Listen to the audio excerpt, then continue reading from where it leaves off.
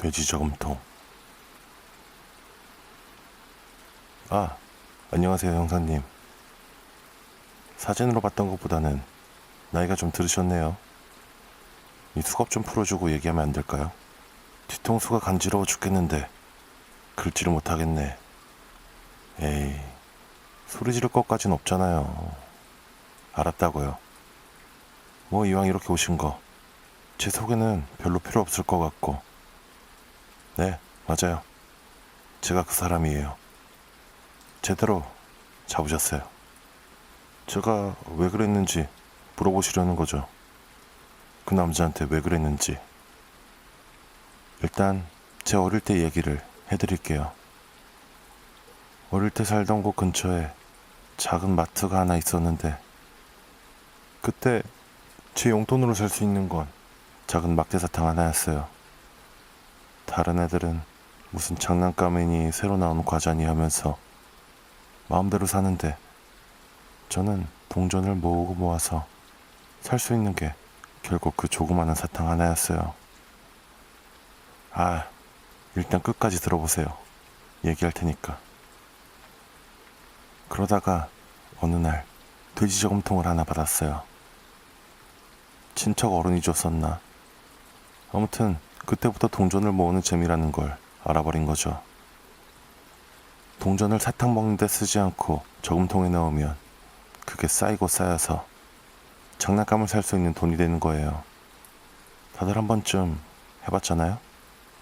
그렇게 심부름하고 받는 푼돈을 모아서 몇 달에 한 번씩 돼지 저금통 배를 가르는 재미가 정말 중독성 있더라고요. 네, 그럼 이제 본론으로 가서 이제 그 자식 얘기를 할게요. 우리 회사에 처음 왔을 때부터 마음에 안 들었어요. 그 커다란 엉덩이를 명품 정장인지 뭔지로 감싸고 거들먹거리면서 돌아다니는 꼴이라니 정말. 그 자식한테선 뭔가 오래된 돈 같은 냄새가 났다니까요. 눈빛은 또 어떻고요? 무슨 암시장에서 장기 매매를 하러 다니는 사람 같은 눈이었어요. 그래서 그 돼지 같은 자식을 저금통으로 만들어야 되겠다 생각한 거예요. 동전 저금하는 게 취미가 돼서 집에 자잘한 저금통은 많은데, 그렇게 커다란 게 하나 있으면 좋겠다 싶었거든요. 그 돼지 새끼를 꽉 채워서 열어보고 싶었어요. 처음에는 동전을 삼키는 걸 거부하고 구역질을 하더라고요. 그러다 결국은 포기하고 하나씩 꿀떡꿀떡 삼키기 시작하더라고요. 먹고 마실 걸 달라고 애원할 때마다 동전을 삼키게 했어요. 동전이 상할까봐 뭘 많이 주진 않았고요.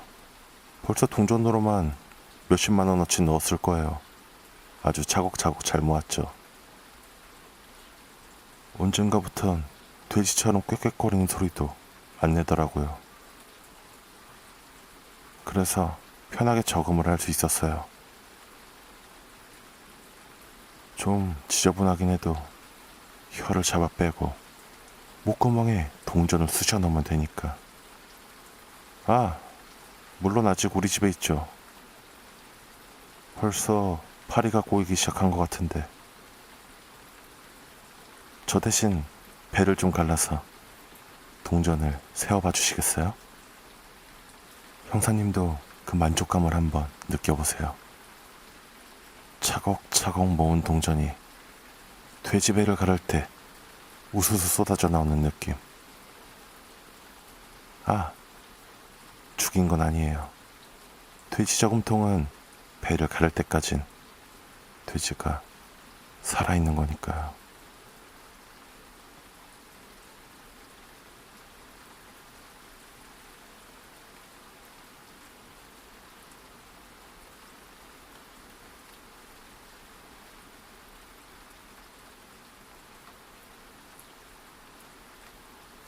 이력서. 귀사에 이번 채용 전형에 지원할 기회를 주셔서 감사합니다. 홈페이지에서 채용 공고를 확인한 뒤 지원하게 되었습니다. 저는 해당 직무에 적합한 역량과 충분한 경험을 갖추고 있다고 자부합니다. 2년 동안 비슷한 업종에서 일했고 우수한 평가를 받았습니다. 외향적인 성격이라 다양한 사람들과 격이 없이 편안하게 소통할 수 있는 능력은 물론 빠르게 친해질 수 있는 친화력도 갖췄습니다. 동료들과도 무척 잘 지내며 관계를 유지했습니다. 타자 속도도 1분당 800타를 넘을 정도로 뛰어나고 엑셀과 같은 사무용 소프트웨어에도 정말 능숙합니다. 기본적인 프로그래밍 지식은 물론 어떤 것이든 빠르게 습득하고 금방 익숙해질 수 있는 능력도 갖추고 있습니다. 스페인어 등 몇 가지 외국어도 능숙하게 할 수 있습니다. 저는 매우 근면성실하고 계획적입니다. 이전 직장에서 휴가를 낸 적도 없고 일이 맡겨진다면 언제든 정해진 시간 안에 마쳤습니다. 지각을 해본 적도 없습니다. 저는 무척 배짱이 세다는 말도 많이 들었습니다. 제 앞에서 무슨 일이 벌어지든 항상 웃는 얼굴을 유지하면서 사람을 대할 수 있습니다. 피를 본다고 해도 찡그리거나 외면하지 않고 평정심을 유지할 수 있습니다. 그리고 저는 거짓말을 아주 끝내주게 잘합니다. 불필요하게 너무 많은 질문을 해서 상대방을 불편하게 하지도 않습니다. 원하는 말을 이끌어내는데도 재능이 있습니다. 제게는 감정도 없습니다. 마지막으로 울어본 건 한 7년이나 8년쯤 된 것 같습니다. 어떠한 종교적 신념이나 도덕적 신념도 없기 때문에 어떤 업무를 수행하든 중립적으로 해낼 수 있습니다. 제게는 남은 가족도 없고 어떤 이해관계도 없습니다. 제가 사랑하는 사람들은 모두 죽었기 때문에 절 협박하는 수단으로 쓰일 수 없습니다. 저는 내면의 인간다운 부분도 모두 없애버렸습니다. 아주 열심히 일에 집중하기 위해서입니다. 그리고 저는 죽음도 두려워하지 않습니다. 살려달라고 애원하지도 않고 다른 사람이 살려달라고 애원한다고 해도 넘어가지 않습니다. 육체적, 정신적 어떤 고통과 고문도 견뎌낼 수 있습니다. 저는 사람의 얼굴을 정면으로 때려도 곧바로 죽음에 이르게 하는 건 불가능에 가깝다는 것도 알고 있습니다. 이를 대체할 만한 몇 가지 다른 방법들을 숙지하고 있습니다. 사람을 효과적이고 신속하게 사살할 수 있는 급소에 대해서 자세히 알고 있고 주변에 있는 어떤 물건이든 활용해 치명적인 흉기로 만들 수 있는 능력을 갖추고 있습니다. 첨부한 사진을 보시면 귀사를 골치 아프게 하다가 잠잠해진 몇 인물이 어떤 방식으로 생을 마감했는지 확인하실 수 있습니다. 제 포트폴리오라고 생각해 주시면 됩니다. 지금까지 제 이력서를 읽어주셔서 감사합니다. 꼭 그 자리에 저를 채용해 주시길 고대하겠습니다.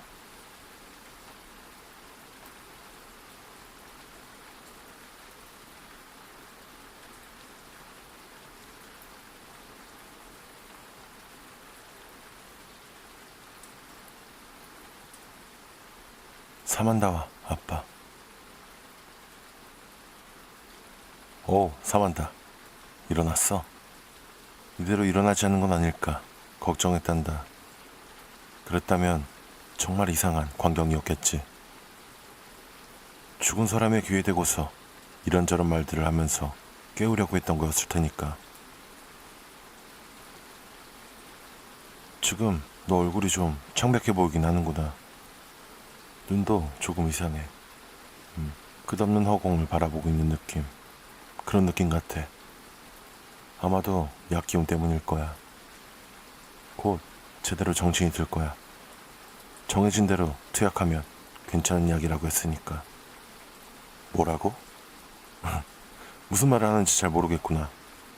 일단은 좀 안정을 취하고 있어. 우리는 사실 대화를 하고 있는 게 아니야. 내가 혼잣말을 하고 있는 거에 더 가깝지. 일단 이렇게 해야 좀 작업에 진전이 있을 거야. 아, 왜 묶여 있냐고? 그건 바로 우리 사만다의 안전을 위해서야. 믿어줘. 지금 상태에서 막 돌아다니다가 부딪히고 그러면 어떡하겠어. 약에 취한 상태에서 돌아다니기는 정말 위험한 환경이야. 그렇지만 믿으렴. 곧 다 해결될 거야. 뭔가 물어볼 게 많은 것 같구나. 곧 대답해 줄게. 하지만 먼저 해야 될 준비 작업들이 있어서 안전젤이라고 하잖니. 꺼진 불도 다시 보자. 생각해보면 참 이상한 속담이지 않니? 꺼진 불이라는 말이 어딨어. 불 꺼진 것도 다시 보자. 이러면 또 모를까. 자, 기다려봐. 몸을 조금 돌려줄게. 자, 어디 보자. 됐다. 이제 보이지? 사만다. 이걸 꼭 기억하는 게 중요해. 자, 내 손에 있는 거. 이거는 메스라고 하는 거야. 이걸로 처음 절개를 할 거야. 봐봐. 아주 날카롭지? 그래서 아프지도 않을 거야. 뭐, 사실 아프긴 하겠지만 내가 무슨 말을 하려는진 알겠지? 이걸로 피부와 근육 사이를 분리하는 거야. 그 다음에는 조금 큰 식칼을 쓸 거야.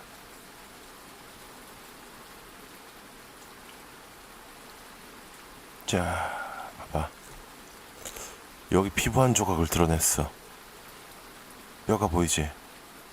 이게 대퇴골이야. 몸에서 가장 큰 뼈지.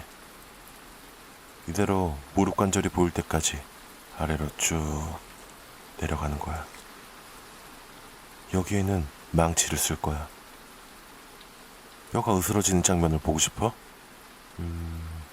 정말 만족스러운 장면일 거야. 듣고 있지? 사만다. 표정이 정말 못 볼 지경이구나. 이건 다 너를 위한 거란다. 여기 있는 커다란 칼은 그냥 장식품에 불과해. 그치만 이 톱은 진짜 유용하게 쓸 수 있는 물건이야. 이건 꼭 필요하지. 팔다리를 하나씩 잘라내기 위해서. 사만다. 잘 봐. 이 고통을 온전히 다 느끼도록 하는 게 중요해. 마지막까지 숨이 붙어 있도록 아주 조심스럽게 작업을 하는 거야. 마지막 절단이 끝날 때까지도 살아서 고통을 온전히 느낄 수 있도록. 만약 네 아빠가 살려달라고 애원한다고 해도 우리는 멈추지 않을 거야. 사만다, 꼭 알아들여. 더 이상 네 아빠는 너를 아프게 할 수 없어. 자, 그럼 정신이 제대로 들면 네가 이쪽 다리를 잘라보는 거야. 내가 알려준 대로 말이야.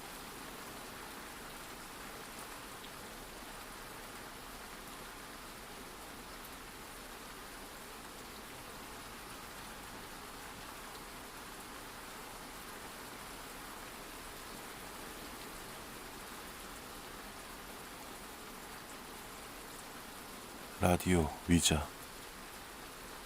데니와 클라크 그리고 나는 촛불 몇 개만 켠 지하실에 자리를 잡고 앉았다. 우리의 가운데에는 오래된 라디오 하나를 놨다. 데니가 직접 개발한 라디오 위자라는 게임을 소개해주고 싶다고 했기 때문이다. 야, 이건 좀 무서운 게임이야. 귀신을 부르는 위자보드랑 비슷해. 다른 점이 있다면 보드는 쓰지 않지. 그냥 내가 여기 해놓은 것처럼 빨간 펜으로 그은 별 모양, 불을 켠 빨간 양초 5개, 그리고 이 오래된 라디오만 있으면 돼. 데니는 아주 으스스한 분위기를 만들면서 말했다. 나는 기대감 반 두려움 반으로 손을 모아 비비기 시작했다. 클라크가 참지 못하고 그 다음은 어떻게 하는지 물었다. 그 다음에는 라디오를 AM 신호에 맞추고 방송이 제대로 나오지 않는 주파수 신호에다가 맞춰 놓는 거야. 왜 그 치지직거리는 소리가 나는 거 있잖아. 그 다음에는 라디오 전원을 끄고 질문을 한 다음에 라디오 전원을 다시 켜는 거야. 그리고 단어 하나가 들리면 곧바로 라디오를 꺼. 그렇게 단어를 하나씩 조합해서 문장이 하나 완성되면 그게 대답인 거지. 재밌겠지? 자, 첫 번째 질문은 뭘로 할까? 나는 질문을 하나 떠올렸다. 일단 시작이니까 우리 그래. 우리랑 대화를 하고 싶은 영혼이 있나요? 어때? 친구들이 모두 동의했고 나는 질문을 한 뒤에 라디오를 켰다. 지직거리는 소리 가운데 첫 번째로 들린 단어는 안녕이었다. 어때? 이거면 이사니까 대답으로 쳐야 되는 거 아닐까? 라고 나는 말했다. 아니야. 이건 확실하지 않은 것 같아. 완전한 문장이 될 때까지 해보자. 라고 클라크는 말한 뒤 다시 라디오를 켰다. 얘들아. 두 번째로 들린 단어는 얘들아 였다. 오, 은근히 말이 이어지는데? 클라크는 즐거워하면서 말했다. 그리고 라디오의 전원을 다시 껐다가 켰다.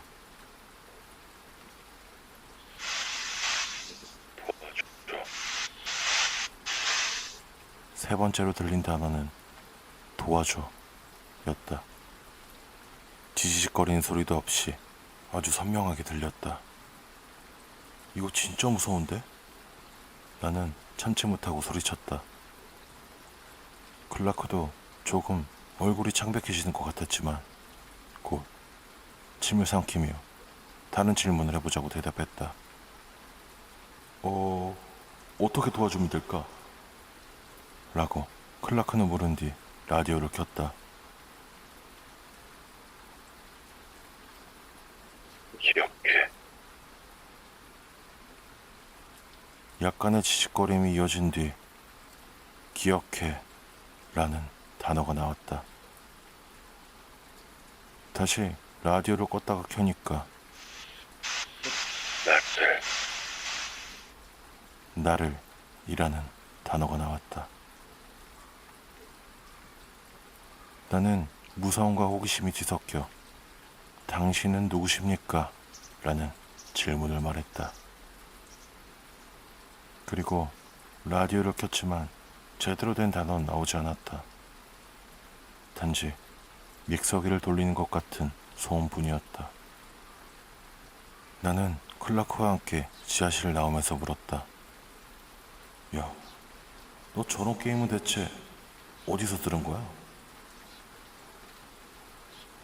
이에 클라크는 말했다. 뭐라고? 나도 그걸 물어보려고 했는데. 나는 클라크의 집 지하실을 나오면서 찜찜한 마음을 감출 수가 없었다. 우리 둘 중에 누가 이 게임을 하자고 한 거지?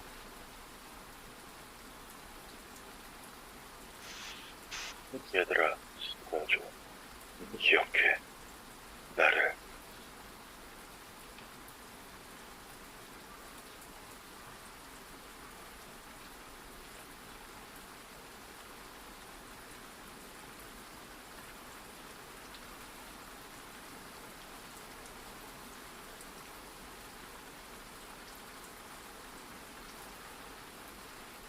납치. 친구 집에서 밤 늦게까지 놀다가 돌아오는 길이었다. 길을 잃은 듯 두리번거리던 낯선 사람이 내게 말을 걸었다. 그는 내가 반응할 틈도 없이 얼굴에 축축한 수건을 덮었다. 나도 모르게 숨을 들이쉬는 순간 따가운 느낌이 났고 의식을 잃었다. 내가 조금씩 정신을 차렸을 때 팔다리가 꽉 묶여있는 것이 느껴졌다. 눈을 뜨니까 나는 차 뒷좌석에 눕혀져 있는 상태였다. 입은 테이프로 막혀 있었다. 내가 신음소리를 내자 운전대를 잡고 있던 납치범은 날 돌아보며 말했다.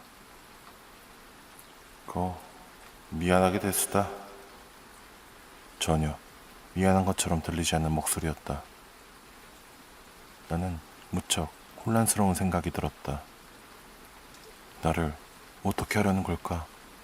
어딘가로 끌고 가서 죽이려는 건가? 그는 불안한 내 표정을 읽은 듯 코웃음을 치며 말했다. 안심하시오. 다치게 하진 않을 거니까. 당신이 죽으면 속에 장기들도 다 쓸모 없어지는 거니까. 장기 매매구나. 비명을 지르고 싶었지만 소리를 낼 수 없었다. 팔다리를 묶은 끈은 아주 단단히 묶여 있어서 움직여도 소용이 없었다. 아직 약 기운이 남아 있어서 힘을 쓰기도 어려운 상태였다.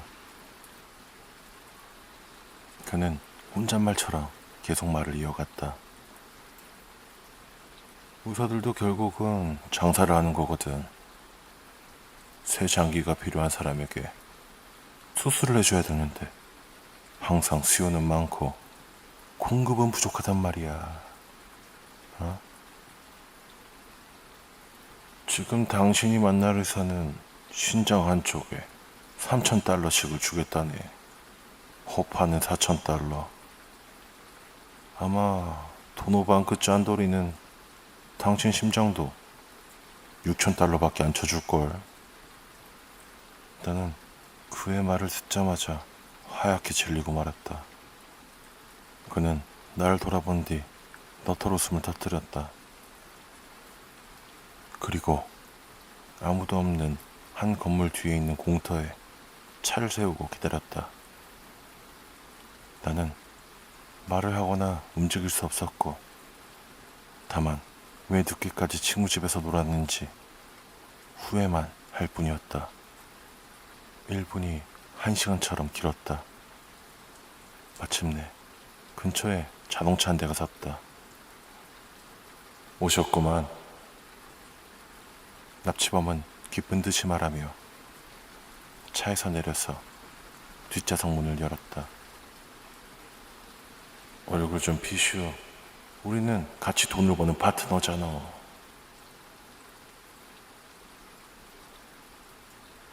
그 도노반이라는 의사가 차에서 내려서 이쪽으로 걸어갔고, 납치범은 물건을 확인시켜주듯 내 얼굴을 보여줬다.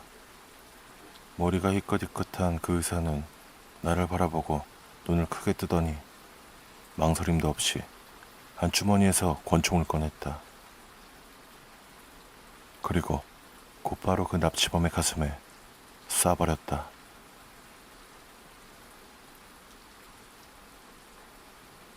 납치범이 주차장 바닥에 쓰러졌고, 의사는 황급히 다가와 내 입에서 테이프를 떼어냈다. 나는 이름을 듣고 설마 했던 게 확신으로 바뀌는 순간 눈물을 터뜨리며 말했다. 삼촌, 고마워요.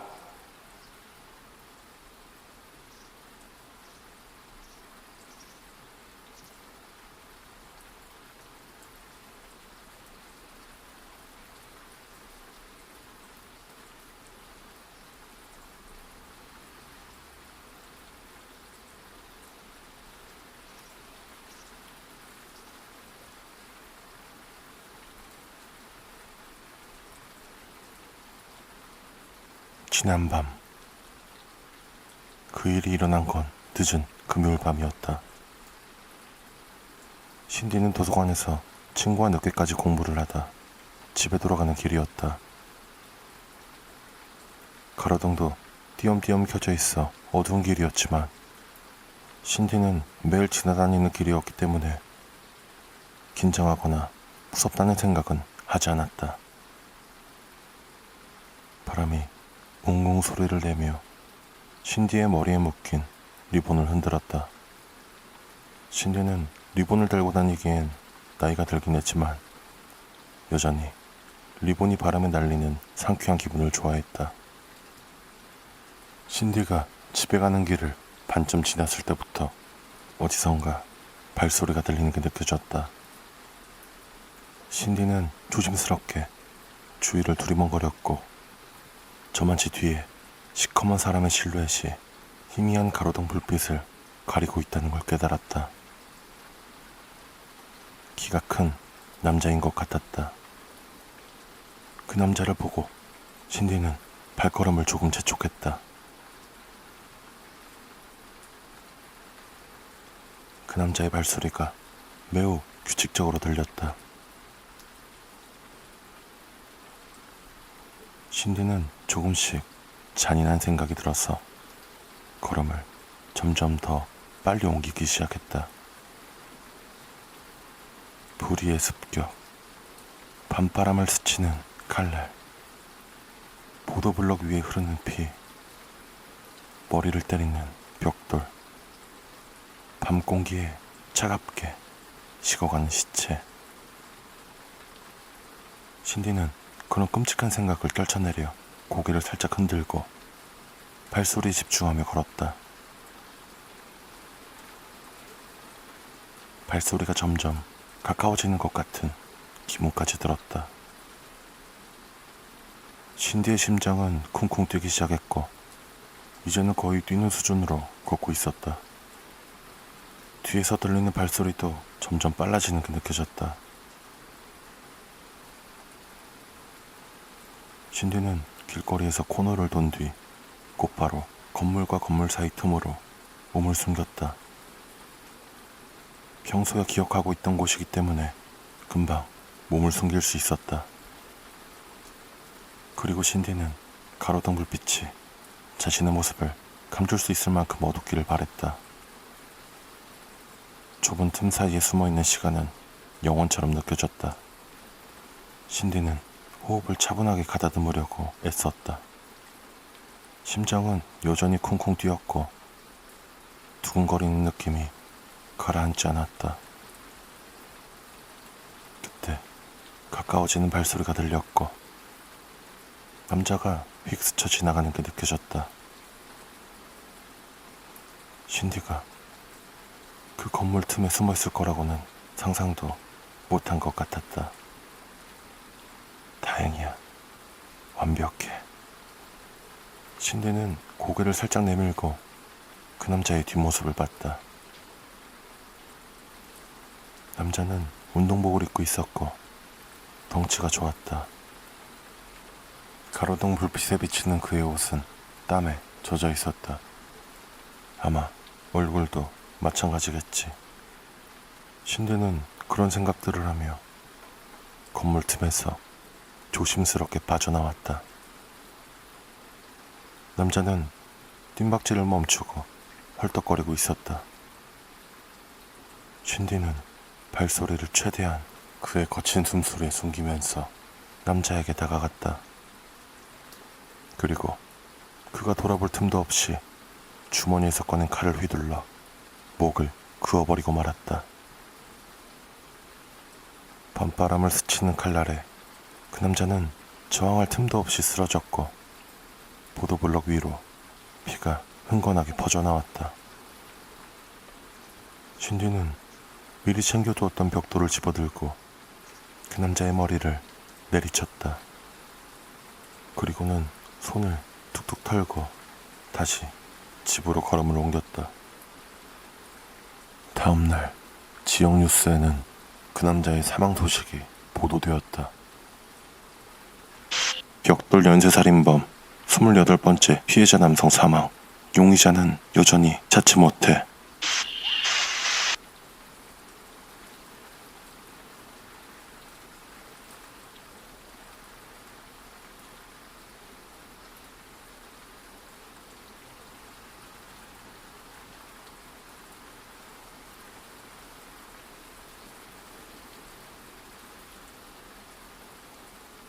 당신의 소원을 이뤄드려요. 이상한 이메일 주소를 하나 알게 됐다. 내가 어떻게 죽고 싶은지 그 메일에 써서 보내면 소원을 이루어주는 이메일이라고 한다.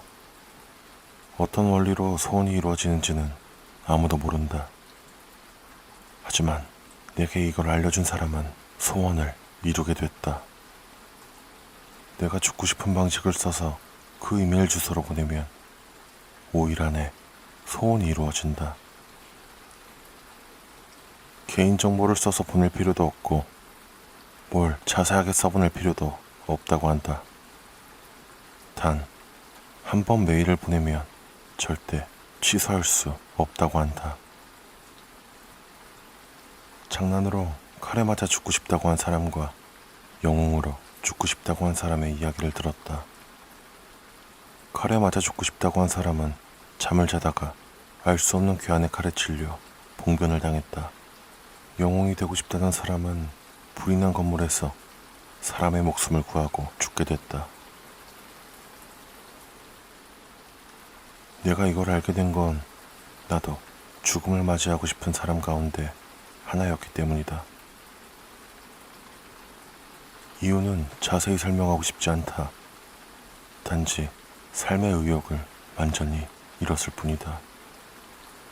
하지만 난 자살을 하기에도 너무 겁이 많다. 내 죽음을 슬퍼할 가족들도 너무 신경이 쓰인다. 그래서 난 생각 끝에 이런 이메일을 보냈다. 고통이 없이 죽고 싶어요. 나를 아는 사람들이 누구도 내 죽음에 슬퍼하지 않았으면 좋겠어요. 가능한 소원일지는 모르겠지만 아무튼 나는 이메일을 보냈다. 하루가 지났다.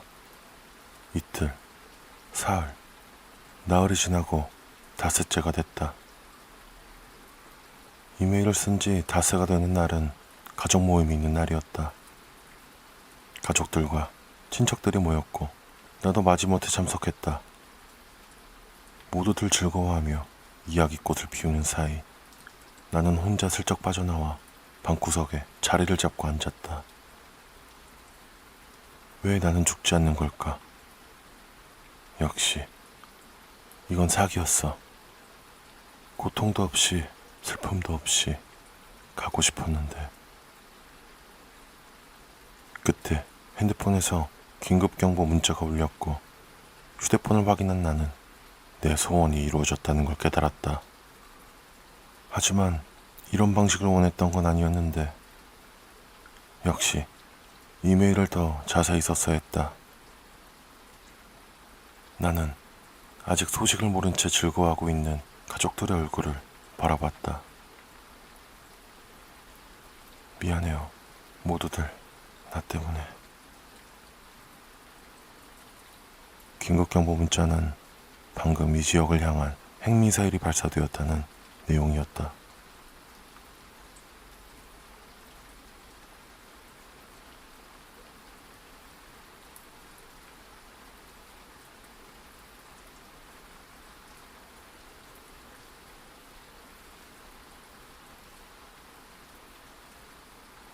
천사의 조상화. 스페인의 한 수도원 안에 걸려있는 천사의 조상화는 천사의 축복을 받았다는 전설이 전해지고 있다. 하지만 그게 축복이 아니라 저주라는 이야기도 있다. 그 그림이 천사의 조상화라고 불리우는 이유는 아주 간단하다. 실제로 천사의 얼굴을 보고 그린 그림이기 때문이다. 하지만 대체 누가 직접 천사를 보고 얼굴을 그릴 수 있었을까? 정확히는 알 수 없지만 관련한 전설이 전해져 내려오고 있다. 천사의 초상화를 그린 사람은 한때 매우 신앙이 깊던 수도사였다. 적어도 처음 몇 년 동안은 말이다. 그는 처음 신앙심을 가지게 된 뒤 아주 건실한 삶을 살았지만 점차 도박과 여자에 빠져들어 타락해버리고 말았다고 한다.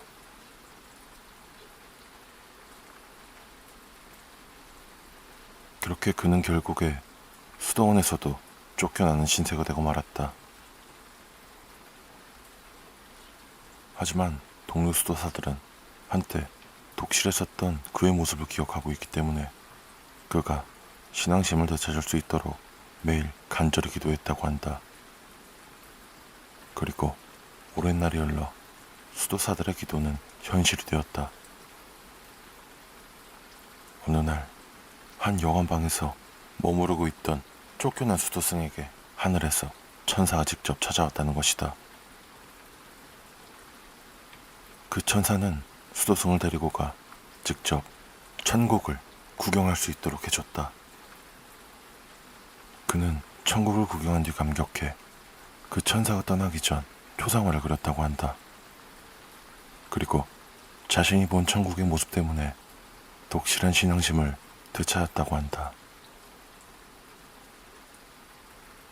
그는 항상 자신의 방에 걸린 천사의 초상화를 바라보며 기도했다고 한다. 수도원으로 돌아온 그는 역사의 이름을 남길 만한 독실한 수도사가 되어 일생을 보냈다. 천사의 초상화에 얽힌 전설은 여기서 끝나지 않는다. 그 초상화에는 여전히 천사의 힘이 깃들어 있어 그림을 오래 바라보는 사람은 그 수도사가 처음 했던 것과 같이 천국의 모습을 볼 수 있게 된다고 한다.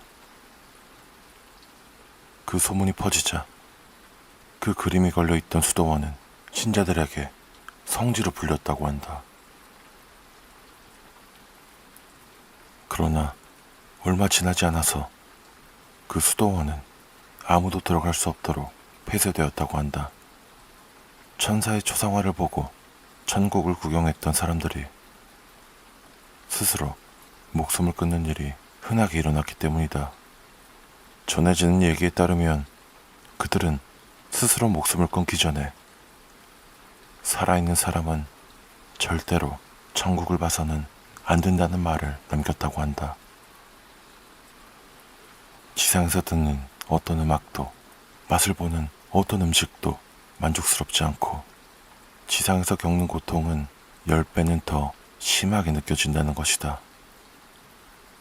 결론적으로 천사의 초상화는 사람들에게 천국을 보여줄 뿐만 아니라 지상세계를 지옥과 같이 느끼게끔 해주는 저주에 걸려있는 것이었다.